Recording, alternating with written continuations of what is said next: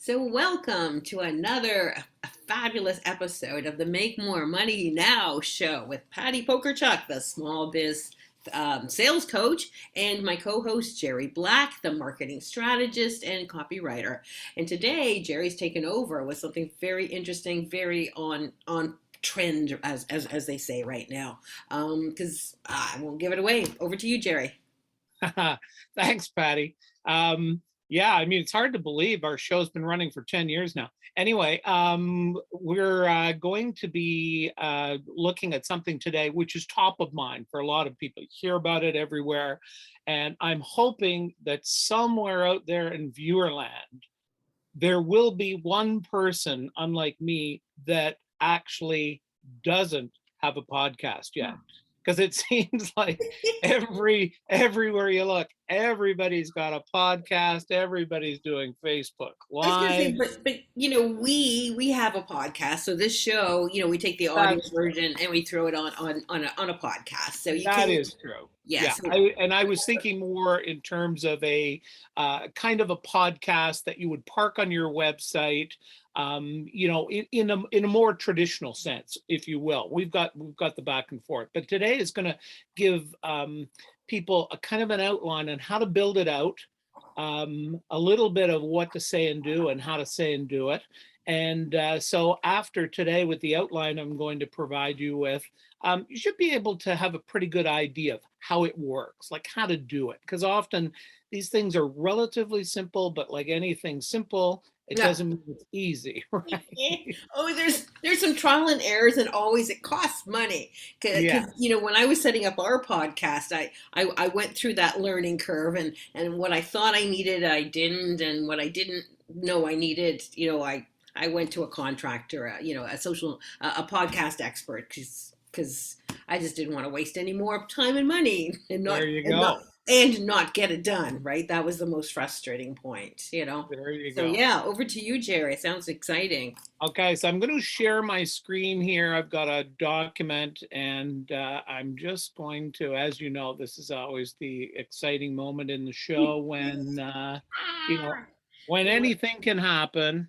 That's right. That's right. But And it has there it its is. moments. I It know. is happening I was right going to say this there. this week in my class, I showed a video and they just got the audio. There was no video, and they were going, "Miss, hey, professor," and it's like, "Oh, okay, yeah." Click Okay, share. Click share. okay. So I'm sharing the screen, and I'm going to go and pick up. Ah, it's starting to happen. The magic's happening. Okay. Yeah, and it's, as you know, it's always happens at a pace that is It is. turtle-like when I'm involved. Wow. No, it's just we have such instant gratification mindsets, right? It's like I want to see it now. Okay, intro Okay. music. Ooh, ooh. Okay, so what we've got here, this is basically an outline. I'm going to walk you through it quickly because it's fairly self-explanatory. But let's talk a little bit about just getting started. So the top part where you see the overview, here's the components that go into creating a podcast. You've got some music. Uh, Typically during your intro, you'd say the name of the podcast, much like we did today, and introduce yourself or your guest Mhm. if there's one. You want to give your audience a little preview of what you're going to talk about in the episode, because it kind of lays the foundation for it. Go over the key sections, and then near the end you want to have a call to action and some what they call outro music, which is just basically intro music on the way out the door. So that's Mm. kind of the overview of what we're going to walk through. So let's just take a look at the intro side of things for a second. I'm just going to move this over a little bit. Mhm. Yeah, the So in the intro music, here's these are kind of best practices, if you will. Obviously, the music is the first thing that someone's going to hear, and it can set the tone. It doesn't mean you need the big brass band or a symphony orchestra or something like that, but you want to have something that's catchy, that kind of sets the tone for your podcast. And it doesn't have to be long. It's just kind of an intro that can be anywhere from 3 to 10 seconds, just to kind of start Yeah, in I like was going to say a couple things here. Is one, make sure that you have copyright permission if you're taking, a big musician's work. Is yeah, that great point. there's a limitation on that? You can always go to Fiverr and get your own catchy tune thing, and I would suggest under 5 seconds because I get so impatient. Yes. So 10 seconds is too long, and that's based on the professional speakers reel guidelines. Is like want to hear it in 3 seconds, because it's Yes. just filler. Especially if you're always listening to the same podcast, 10 seconds is a long time. Yeah, that's a Yeah. great point. And I mean, there's a reason on Netflix and all those other streaming shows that they have skip intro. I know. I love that. I love that. Yes, I do uh, make use of that. so if you're going to talk during your intro, of course, you just want to mention the name of the podcast like we did today, what it's about, and who you are. So that kind of gets you going. So let's say examples, like let's say for instance, eventually I'm probably going to create one specifically for marketing. So it might go, welcome to Marketing Leads, a podcast for business owners who want to attract more of their ideal prospects with their online marketing. I'm Gerry Black. Today's topic and what we're going to cover is right to Great. the point, and it kind of sets the expectation. Now, Yeah. where that would change would be, of course, if you had a guest, and the obvious change would be, welcome to Marketing Leads. I'm your host, right? You want to identify yourself, and joining me today to give you some tips on how to close the leads that your marketing does attract is Patti Pokorchak. Right, Yay. so there you go. That could be the first show. So the topic preview, you want to be talking a little bit about what you're going to be talking about. It just lets the audience know what to expect. So something as simple as today's topic is how to create a marketing system that will help you reach your sales targets, right? So then that kind of gets everybody pulling in their chair. And then when you're during the body of the podcast, you want to use like an outline, like we often use for the show, like little tips, talking points, not a script, Mhm. right? You don't really you want to try and stay away from a script. You want to keep it simple. It's there to support kind of the presentation in the podcast, and it gives you a sense of being in control because you can always come back to it. That's right. It's kind of a framework because you're the supposed expert, so you shouldn't need a script to talk to these points. In my opinion, Yes. if you can't, Yes. I mean, again, that's why PowerPoint slides with as Seth Godin says, less than 6 words. They're just there either with a great visual to really key in your point that you're making. But yeah, Yeah. yeah, it just sounds more natural when it's coming from the heart, from your brain, and it flows. But Yeah. again, you assume that when you're doing a podcast, you do know what you're talking about, so you don't have to. But this gives you a framework, so you don't go off tangent, which can happen. Yeah, it can happen, and I know a couple of people have had it happen. From time to time, very infrequently, but it does Oh, happen.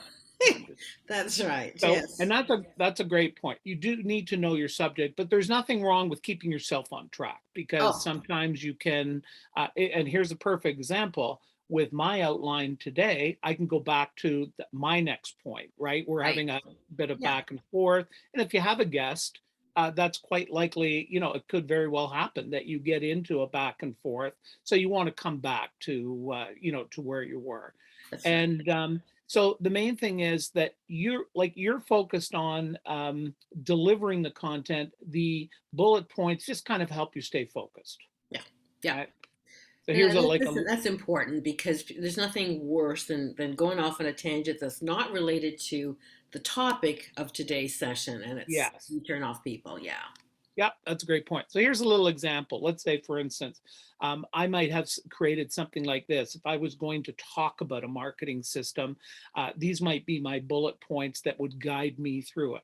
I'd talk Hmm. about what makes up, a marketing system, and then I would be talking about the fact that you need to attract qualified prospects, you need to engage them, you need to find a way to stay in touch with them, and then you need to follow up. So I might talk about those components, and then I'd move on. And my next bullet point would be, why is it important? And then I'd be back into the conversational side and talking about the fact that, as we've often said, very few people are now buyers, right? So you need a marketing system to keep moving your prospects through your sales funnel. Yeah. Um, I would talk about the fact that it uses a very specific structure, and it really, everything you do with marketing is designed around increasing your credibility and building your know, like, and trust factor, which you're doing using that system and all of the components that are made up. And then I might, as a final point, talk about the fact that it's an ongoing process, like selling or marketing. These are not things that you do it and you're done. It's Um, not once and done. No, it's called marketing automation now, right? So it takes your sort of what you've done with customer relationship and email marketing, but it puts it all together in a system, as you call it, and it's a process, and it's just it just goes on and on and on, because as long as you stay in business, you got to keep creating new leads for your sales funnel, right? Yeah. And things do change. Like, for instance, I was reading the other day, and probably one example of this is how when COVID started and the pandemic hit, one thing that really changed was people were less on their phones and more on their computers because they were at home in their home office. So those are things that you want to be aware of for a variety of reasons. So you're always kind of trying to understand what's going on out in the marketing environment and adapt accordingly. It doesn't mean you have to jump on TikTok Yeah. and do some kind of dance just because thousands of others are doing, but there will be some things you see that I'm sorry. that I'm sorry, but the visual of you on TikTok dancing is I think it's called, it falls under TMI or something. Like, oh no, oh no. yeah, no, I don't do it anymore. So Okay. anyway, and then sort of when you get to the end, what you want to do, the whole purpose of your podcast is you're really trying to um, uh, get the reader to take the next step in your selling process and or their buying process, depending on how you're looking at it. You're doing it for a reason. You're giving away value, you're giving away information, and again, it gets back to developing that know, like, and trust factor. And presumably by the end, if you've done a good job, you're going to be in a position to now ask for something. And you put the kind of the principle of reciprocity to work for you, right? You've given me some free content, thank you very much. And now your reader feels kind of obligated to maybe take an action, but it's got to be an action, of course, that is, again, focused on them. So let's say, for instance, some obvious examples of calls to action. You could basically talk about the fact that you're going to be talking about this on social media, so they can jump on there and get involved in a conversation. You might want to promote future episodes of the show. Whatever you would probably have your topics and or guests lined up for a little while, so you could sort of drop a little hint as to what's coming up, just to keep them interested. You could promote your website, get them to sign up for your e-newsletter. And as I say, promote an upcoming event or article, or whatever you want. And something as simple as, let me hear from you. What'd you learn today? You can jump on social media, and I'll be sure to put up anything that comes along that I think you might be interested in. So it's just a way to keep them engaged after you wave goodbye. Right. It just points out, Gerry, that you and I are I don't want to say we're terrible self promoters, but we don't have a call to action in our show here, do we? No, We just no. assume that if you want to get in touch with us, it's in the show notes, our websites, and but I think we're still open for business. We're not like at capacities. We could take new clients on, possibly. Well, I I don't think know. I think it's a good point, and I think really it's funny when I was doing the research for this. Sometimes even the pros forget some of the simplest things. Like, we have calls to action on our website. We have calls to action when we're talking to people. We know that. But when we move into things like podcasts, I mean, we've been doing this show now for 6 months. Yeah. And sometimes what happens is if you get into it and you start doing it based on what um, you don't necessarily cover all the bases. So this is a good primer for you and I, and I'm sure after this episode we will make some changes Right. and have that in a lot more higher profile. I said giving it a higher profile. Yeah. Um, but there's lots of other things that we're doing where we ask for a call to action, and you're absolutely right. We should have a stronger one, Yeah, I mean, on the this. holidays are coming up. We can have a holiday special, a end of year special. We can, yeah, I think, it's that's why it's called a blind spot. We can't see it, right? So it's Yeah, sometimes take something like this and go, oh, are we the yeah, shoemaker's kids? Like, so Gerry, do you want to buy my training? yeah, yeah. And No, I think, that's a great point. And so we will, I think it does speak to the fact that no matter how experienced you are, you're always learning something, right? I mean, when I was looking at that yesterday as I was going through that, I mean, there are some little touches we could do. We pretty much just get going. We just start rolling, right? yeah, yeah. We don't have any music, so we could put a lot of lipstick on this. Like when I say that, little touches that just amp it up a little. True. I Right. mean, I've been on podcasts where they have that pre-recorded session where it's always the same, and I don't know, that's when I hit the 30-second forward button, right? Just like, okay, I've heard this. Yeah. It gets to be a bit tiresome. So there's to me, both you and I share the value of we want to give value. We want to, we've got these decades of experience. We just want to give back to the community and to other struggling entrepreneurs. And we sometimes forget, hey, we do this for we get paid to do this too, right? That's right. That's uh, right. and yeah, if anybody wants to, like if anybody wants to throw money at us, that's fine. We're open to that, but we're also, happy to share advice and a discovery call to see, if we can help or not. So, Now, listen, um, in the interest of us taking the first step towards that, let me just say that I've got 4 new services that I've just introduced. And by going to marketingwriter.ca, you'll see them. One of them involves your LinkedIn profile and beefing that up because LinkedIn is responsible for an awful lot of lead generation activity compared to other social media like Facebook and Twitter. And so there are a number of things I can help you with copy. Like if you're writing a new landing page, you can spend an hour with me and I'll give you immediate feedback. So there's all kinds of new things on there. So there's my little start into a call to action on That's this great. episode. I mean, especially the LinkedIn profile. I just wrote down. I know somebody I need to share your website with because she really needs it. She really needs it. So yeah, there's people. What I find is, you know, people of a certain age, in sales, they were great in sales, face-to-face sales, phone sales. They're not so good in written communication, which has taken over kind of the cold calling.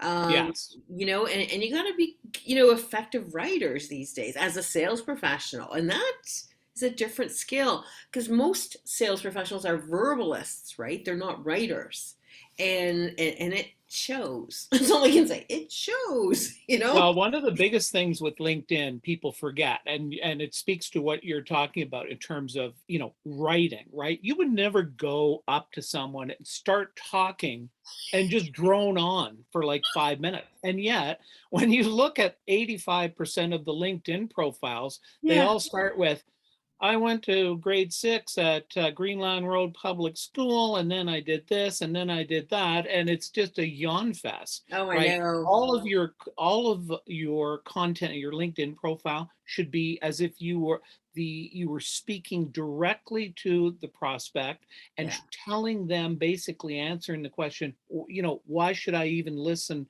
Why should I even read what you're saying, right? So in order to do that, they want to hear about them.